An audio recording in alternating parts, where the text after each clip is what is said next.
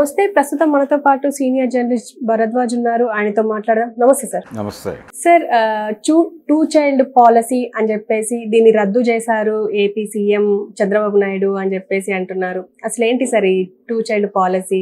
ఆయన సలహా ఏమిచ్చారు? అంటే గతంలో ఎక్కువ మంది పిల్లలు ఉన్న వాళ్ళకి టికెట్లు ఇవ్వకూడదు, ఎన్నికల్లో పోటీ చేయడానికి టికెట్లు ఇవ్వకూడదు అని ఒక పాలసీ ఉండేది. ప్రధానంగా ఇద్దరి కంటే ఎక్కువ ఉంటే వాళ్ళకి ఎన్నికల్లో పాల్గొనే అవకాశం కల్పించొద్దు అనేది అనుకునేవాళ్ళు. అయితే ఇప్పుడు ఆ నిబంధన తొలగించమని అంటున్నాడు ఆయన చంద్రబాబు గారు. అంటే ఈ టూ చైల్డ్ పాలసీ ఆయన ఒక మాట అన్నవాడు మొదట్లో, ఆయన ముఖ్యమంత్రిగా ఉన్న రోజుల్లో మేమిద్దరం మాకొక్కరు అని ఒక నినాదం పట్టుకొచ్చాడు. దానికంటే ముందు ఇందిరాగాంధీ గారి నినాదం ఒకటి ఉండేది, ఇద్దరు లేక ముగ్గురు చాలు అని.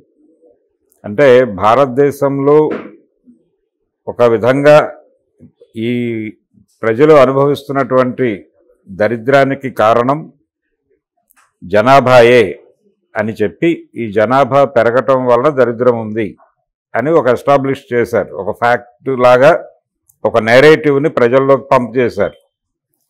మీరు తక్కువ మంది పిల్లల్ని కనండి, హాయిగా ఉండండి, ఎక్కువ మందిని కనేసి వాళ్ళని పెంచలేక ఎందుకు ఇబ్బంది పడాలి అని విపరీతంగా ప్రచారం చేశారు. కుటుంబ నియంత్రణ అనేవాళ్ళు ఆ రోజుల్లో, ఇందిరాగాంధీ గారి రోజుల్లో.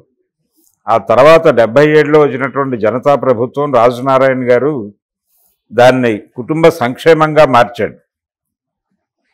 ఇప్పటికీ కుటుంబ సంక్షేమ శాఖగానే ఉంది అది. ఇందిరాగాంధీ గారి కుటుంబ నియంత్రణ మీద ఎన్టీ రామారావు గారు జోకులు కూడా వేశాడు. యమగోళ సినిమాలో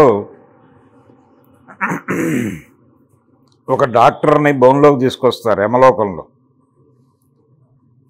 ఏమిటి తను చేసిన నేరం అని అడుగుతాడు యముడు.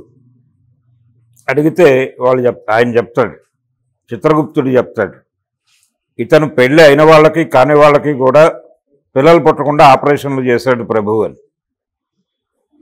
అనాచారి అంటాడు ఆయన. ఇదంతా ఎందుకు చేసావా నువ్వు అని అడగాలి కదా మీరు అంటాడు ఎన్టీ రామారావు గారు. ఆయన కూడా ఒక పాపే. అయితే ఒక డిఫెన్స్ లాయర్ లాగా వచ్చి మాట్లాడటం మొదలు పెడతాడు ఆయన. మొదలుపెట్టి అసలు అతను ఏ పరిస్థితుల్లో ఈ నేరం చేశాడో కనుక్కోండి ముందు అంటాడు. ఎందుకు చేశావు అని అడుగుతాడు యముడు. నెలకి ఇన్ని ఆపరేషన్లు చేయకపోతే జీతం ఇవ్వము అని ప్రభుత్వం అందండి, నేనేం చేయగలను అంటాడు. అంటే వెంటనే ఎన్టీఆర్ కల్పించుకుని, ప్రభుత్వం కాదు, ఏ అధికార హోదా లేని ఒక యువజన నాయకుడు ఉన్నాడు, ఆయన నిర్వాహకం ఇదంతా అంటాడు. ఎవరా యువజన నాయకుడు అంటే సంజయ్ గాంధీ.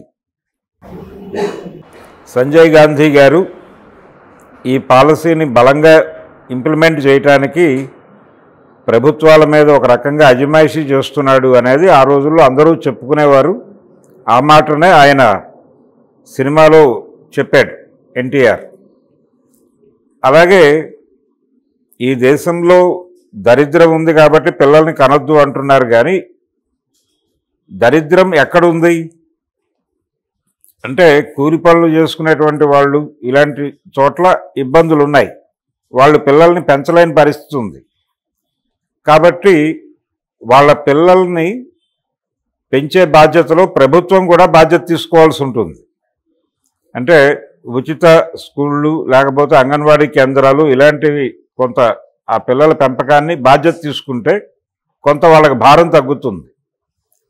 అటువంటి ఏర్పాట్లు లేకుండా, అంటే అసలు ఆ దరిద్రం ఎందుకుంది అంటే సంపద అక్రమంగా పంపిణీ అయి ఉంది. ఒక ఊళ్ళో ఒక 100 ఎకరాల పొలం ఉందనుకోండి, ఆ 100 ఎకరాల పొలం 2-3 పేర్లతో ఉంటుంది. మిగిలిన ఊరంతా వాటిలో పని చేసుకుని బతుకుతారు. ఈ 3-4 కుటుంబాలు లేకపోతే ఈ 10 కుటుంబాలు అవి బాగానే ఉంటాయి. వాళ్ళ పిల్లల్ని కన్నా వాళ్ళకి వచ్చిన ఇబ్బంది ఏం లేదు. కానీ వీళ్ళని కనొద్దని చెప్తారు.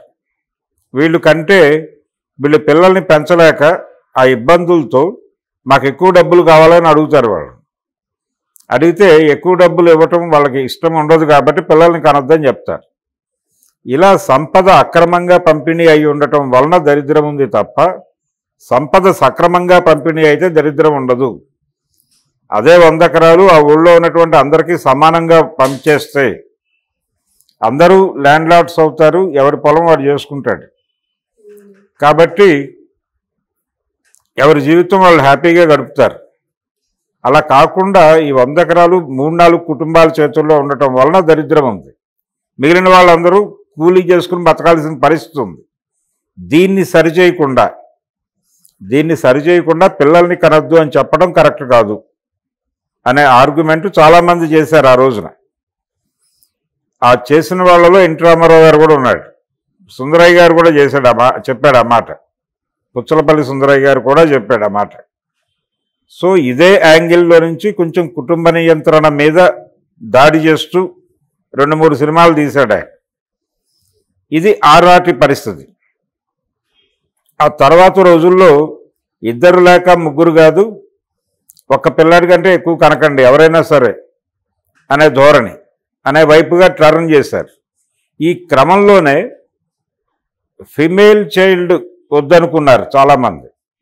వద్దనుకుని స్కానింగ్లు చేయించుకుని ఒకవేళ ఫిమేల్ చైల్డ్ అయితే అబార్షన్లు చేయించి దాకా వెళ్ళారు.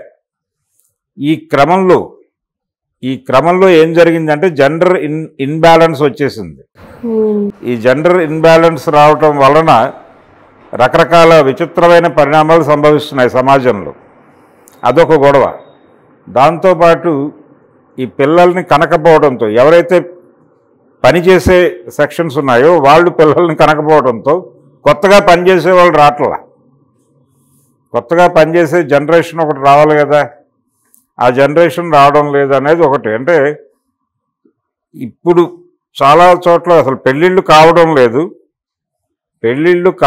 లేదు, అయినప్పటికీ పిల్లల్ని కంటం లేదు. ఇదొక విచిత్రమైన కండిషన్ ఉంది.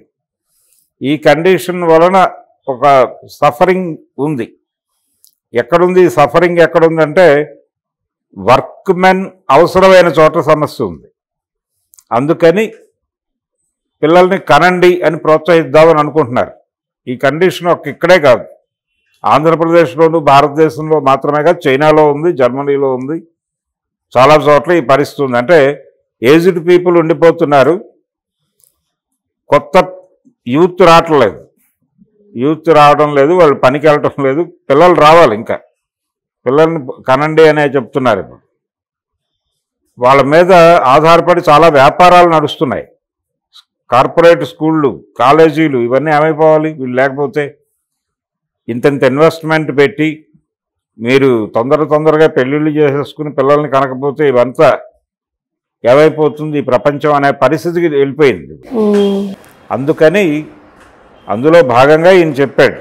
కానీ జనాలు ఏమంటున్నారంటే ఓకే మేము పిల్లల్ని కంటాం, కానీ వాళ్ళని కూలీలుగా మార్చడం కోసం కదా నువ్వు అడుగుతోంది, బాగానే ఉంది. వాళ్ళ పెంపకంలో బాధ్యత ఏమన్నా తీసుకుంటున్నారా మీరు? ఆ బాధ్యత గతంలో ఇందిరాగాంధీ రోజుల్లో కొంతైనా తీసుకునేది ప్రభుత్వం. ఇప్పుడు అసలు పూర్తిగా ప్రభుత్వం విద్యా వైద్య రంగాల నుంచి బయటకు వెళ్ళిపోయింది. ఇప్పుడు చదివించటం అంటే ప్రైవేట్ స్కూళ్ళలో చేర్పించటమే. జబ్బు వస్తే ఆరోగ్యశ్రీ ఉన్నా లేకపోయినా ప్రైవేట్ హాస్పిటల్కి వెళ్ళాలి. హాస్పిటల్లో డాక్టర్లు జబ్బేమిటి అని అడగటం లేదు, ఇన్సూరెన్స్ ఉందా అని అడుగుతున్నారు. ఇన్సూరెన్స్ ఉంది అంటే అప్పుడు జబ్బేమిటి అని అడుగుతున్నారు. ఇది పరిస్థితి. ఈ కండిషన్లో ప్రపంచం మారిపోయి ఇన్సూరెన్స్ కంపెనీలు, హాస్పిటళ్ళు దోచుకు తినేస్తున్నటువంటి ఒక పరిస్థితిలో పిల్లల్ని కని వాళ్ళ పెంపకంలో నీ బాధ్యత ఏమీ లేదని నువ్వు తప్పించుకుని నీ స్కూళ్ళు, నీ కాలేజీలు, నీ హాస్పిటళ్ళు దీనికి వ్యాపారం ఇవ్వటం కోసం మేము పిల్లల్ని కంటం ఏమిటి? ఒకటి. రెండోది, రేపు వాళ్ళు ఏదో ఒక పనికి ఏదో వాళ్ళతో పని చేయించుకోవడమే కదా మీ కార్యక్రమం. మీ కూలీలను సరఫరా చేయడానికి మేము పిల్లల్ని కనాలా? ఇలాంటి రకరకాల అభిప్రాయాలు జనాల్లో ఉన్నాయి. ఈయన ఎప్పుడైతే ఈ పిల్లల నిబంధన, ఈ 2 చైల్డ్ అనేటువంటి నిబంధనని సడలిస్తూ ప్రకటన చేశాడో, అంటే పొలిటికల్ సర్కిల్స్లో ఓకే, వాళ్ళకు వచ్చిన ఇబ్బంది ఏమీ లేదు. ఇది కేవలం పొలిటికల్ సర్కిల్స్కి మాత్రమే కాదు, ప్రతి చోట అమలు జరుగుతుంది. అంటే పిల్లల్ని కనండి ఏం పర్లేదు అని. ఇది జరిగితే ఏమవుతుంది అనే ఆందోళన ఉంది. అంటే ఇమ్మీడియట్గా జనాలు ఆ పనిలో ఉంటారా అనేది కూడా అనుమానమే. ఎవరు కూడా ఇంట్రెస్ట్తో లేరు. ఎందుకంటే ఇది మన మీద పడుతుంది. ప్రైవేటు ప్రపంచంలో ఉన్నాం, మార్కెట్ ఎకానమీలో ఉన్నాం. మనం మార్కెట్ ఎకానమీలో ఉండి ఇలాంటి ప్రయోగాలు చేస్తే కష్టాలు పాలవుతాం అనే భయం జనాల్లో ఉంది.